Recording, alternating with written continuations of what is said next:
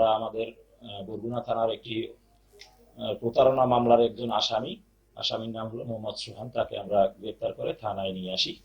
আহ, আর 10:30টার দিকে থানায় নিয়ে এসে তাকে আমরা তল্লাশির জন্য আমাদের নারী শিশু হেল্প ডেস্কের মধ্যে রাখার সাথে সাথেই দুজন মহিলা এসে থানার মধ্যে জোর করে প্রবেশ করার চেষ্টা করে এবং একজন তাকে পাথরঘাটা উপজেলা মহিলা দলের সভানেত্রী পরিচয় দেয় এবং তার নাম হচ্ছে ইসরাত জাহান শিরিন। সে পুলিশের সাথে বন্ধুত্বপূর্ণ আচরণ করে এবং সে এবং তার মেয়ে উভয় পুলিশকে বল প্রয়োগ করে থানার নারী শিশু হেল্প ডেস্কের মধ্যে প্রবেশ করে এবং আসামিকে জোর জবরদস্তি করে ছিনিয়ে নেওয়ার চেষ্টা করে। পরবর্তীতে আমরা তাদের দুজনকেই আমরা মহিলা কনস্টেবলের মাধ্যমে নিবৃত্ত করি এবং তাদেরকে আটক করি। তাদের বিরুদ্ধে আমরা পুলিশের কাছে বাধা দান, আসামি ছিনিয়ে নেওয়ার এবং পুলিশকে হুমকি দেওয়ার অপরাধে মামলা রুজু করেছি এবং আজকে তাদেরকে বিজ্ঞ আদালতে সোপর্দ করেছি।